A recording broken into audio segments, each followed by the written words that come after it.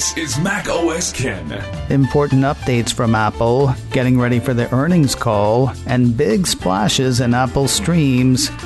It is Tuesday, the 27th of July, 2021. I'm Ken Ray, and this is news from Mac OS Ken, brought to you by yours truly and sponsored by Upstart. Fair and fast personal loans. Learn more and check your rate at upstart.com/macOSCan. This show is also supported by people like you, patrons through Patreon. Find out more and add your support at patreon.com/macOSCan. 1 week after updates for everything again. Well, not everything, but lots of things. Small these updates, but significant.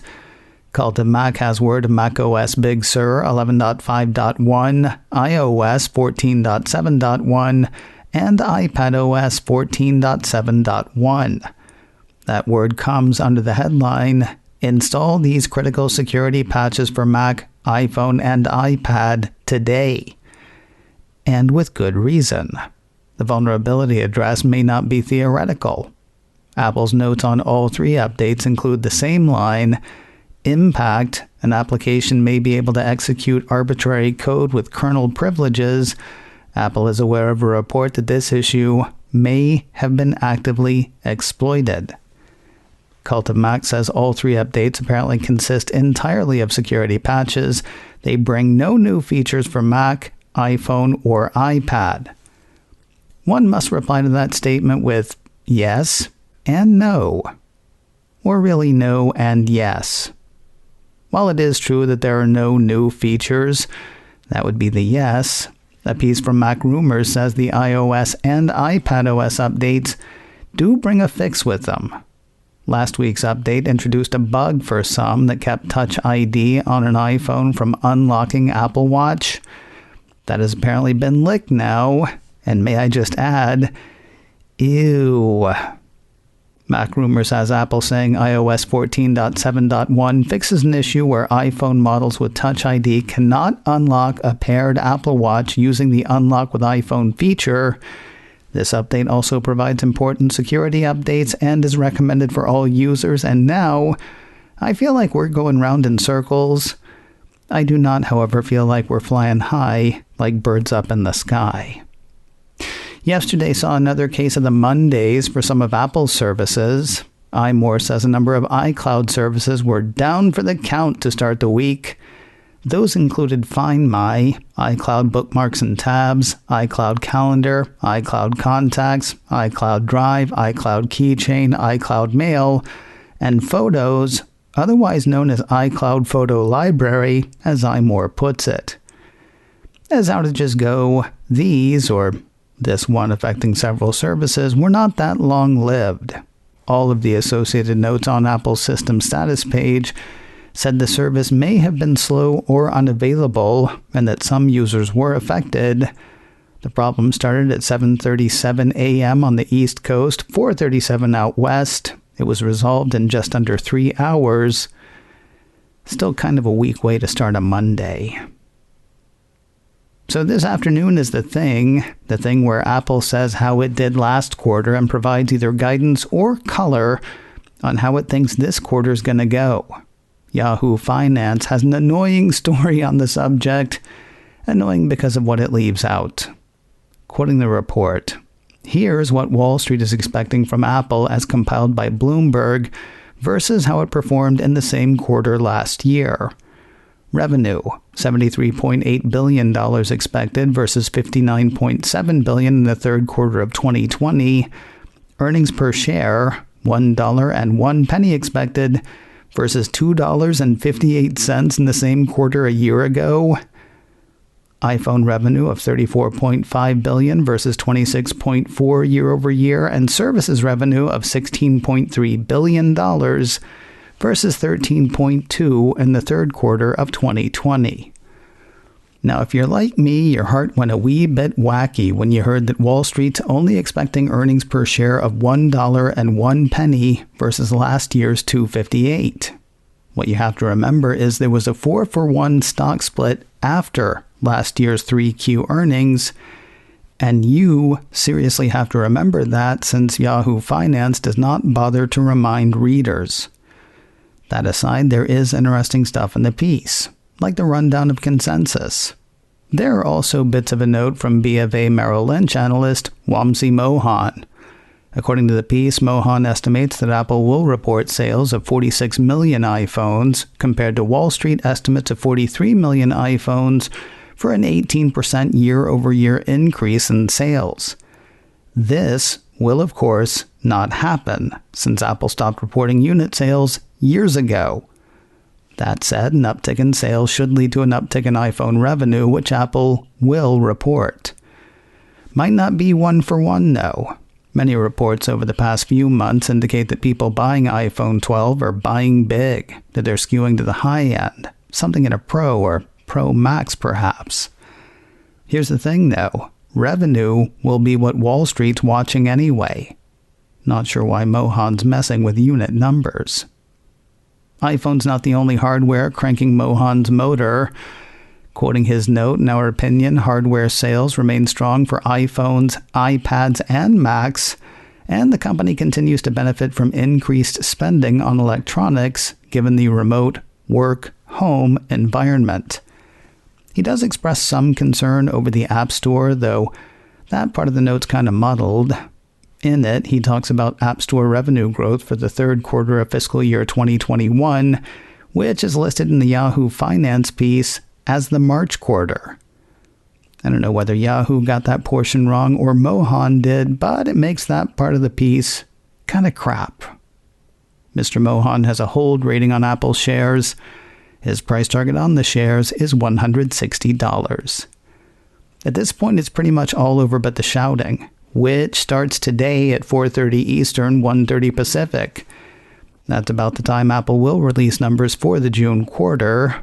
Then at 5 p.m. Eastern, 2 p.m. Pacific, Apple will hop on the horn with analysts, providing color on the numbers, maybe offering guidance for the September quarter, maybe not, and dodging their questions.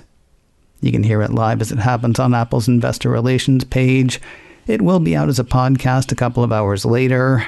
If you want to save yourself the time and the trouble, I'll hit some of the highlights on tomorrow's edition of macOS Ken. Bloomberg's Mark Gurman has either done a bit of deductive reasoning or simply added 2 plus 2. Those might really be the same thing. Whatever the case, he is the first out with an article about it, so he gets a ribbon. iMore highlights an article from Gurman's Power On newsletter. In it, he says he thinks Apple's next iPhone event will be another audience-free affair. Streamed, virtual, whatever you want to call it. On the heels of word that Apple is pushing the return for workers to the office by at least a month, Gurman's supposition makes sense. Quoting his article, if all Apple employees were back in the office as originally planned, and if cases of infections were low, it would be plausible to think Apple would be gearing up for its first in-person product event since 2019. Instead, expect another promotional video on Apple's website and YouTube, plus a focus on online sales. Wow. Promotional video is a really harsh way to put that. I'm not saying it's not accurate, but kind of takes the shine off the whole thing. I guess whiz-bang products to promote will have to make up for that. More news in a moment, but first a word from Upstart. Fair and fast personal loans. Are you carrying a credit card balance month after month? Yeah, you're not the only one. High interest rates make it hard to pay off your debt, but Upstart can help. Upstart is the fast and easy way to pay off your debt with a personal loan, and the whole thing's handled online. They look at more than just your credit score, factoring in income and employment history. That lets them offer smarter rates with trusted partners. With a 5-minute online rate check, you can see your rate up front for loans between $1,000 to $50,000. Checking your rate does not impact your credit score, and you can receive funds as fast as 1 business day after accepting your loan. Customers have rated Upstart with 4.9 stars on Trustpilot and Credit Karma, and they are number 1 in personal loans for customer satisfaction on LendingTree. Find out how Upstart can lower your monthly payments today when you go to upstart.com/macOSKen. UPSTART. That's upstart.com/macOSKen.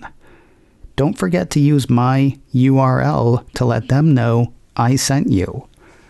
Loan amounts will be determined based on your credit, income, and certain other information provided in your loan application. Go to upstart.com/macOSKen.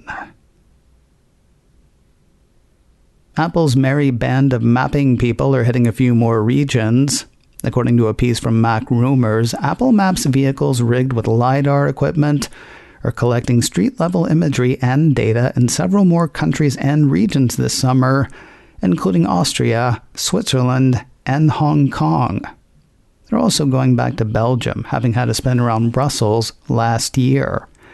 The tricked-out rides will use the data collected to improve its Maps app and expand its look-around feature, according to the report. Hey, as long as the Maps team is touring around Europe, they may want to swing by Poland. The Mac Observer says there's an Apple museum opening there soon. Located in the Norblend factory complex, the report says the 3,000-square-foot facility will house 1,500 exhibits. It'll feature the world's biggest collection of Apple products, according to the Mac Observer, and not all behind glass. The report says the exhibits will let people physically interact with the products. It is set to open sometime this fall. And finally today, tales of 2 streaming records for Apple, one involving streaming a record. TMZ ran a report Monday saying that the listening event last week for Kanye West's next album broke a streaming record for Apple's music streamer. According to the report, sources with direct knowledge tell TMZ Kanye's album event last week at Mercedes-Benz Stadium in Atlanta broke the Apple Music global live stream record with 3.3 million viewers who tuned in on their screens. The previous record was said to be set by the Versus battle between Gucci Mane and Young Jeezy. TMZ says that stream garnered 1.8 million viewers. Kanye's 3.3 million viewers were an all-at-once thing. The stream was live, then it was pulled down. It's expected to go back up on Apple Music once the album is actually released. The album, named Donda after West's mother, is expected to hit on Friday, the 6th of August. Given the year it's had, the other Apple streaming record will come as little surprise. A piece from Variety has Apple saying that the Season 2 premiere of Ted Lasso gave Apple TV Plus its biggest premiere audience to date. No guessing this time, no secret sources. Variety got that word from Apple itself. Unlike the Kanye stream, this was not a one-and-done deal. Rather, the Apple TV Plus record was measured from the episode's premiere date, Friday the 23rd of July, through Sunday the 25th. How many viewers was that? Yeah, Apple's giving the usual hard pass on giving hard numbers. More than ever before is about all the company's prepared to say. Well, that and the show increased its viewership by 6 times over Season 1. Variety goes on to say, over the Ted Lasso Season 2 premiere weekend, Apple TV Plus expanded its number of new viewers by a record-breaking 50% week over week. Again, though, the company isn't offering any context for what that means in terms of audience size. Fun with numbers, minus most of the numbers. Coming up in a few minutes, while everyone agrees that you don't have to worry about being targeted by Pegasus, that does not mean you don't have to worry about the targeting. The After Show's Mike Rose and I kicked that around in a few minutes. Find the link and listen at macosken.com or wherever you get podcasts. macOS Ken, brought to you by me and sponsored by Upstart, fair and fast personal loans. Learn more and check your rate at upstart.com/macOSken. This show is also supported by people like you, patrons through Patreon. Find out more and add your support at patreon.com/macOSken. Advertising handled by Backbeat Media. Online at backbeatmedia.com. You can reach me a couple of ways. Info at macosken.com or call 716-780-4080. Until next time, that is news from macOS Ken. I'm Ken Ray.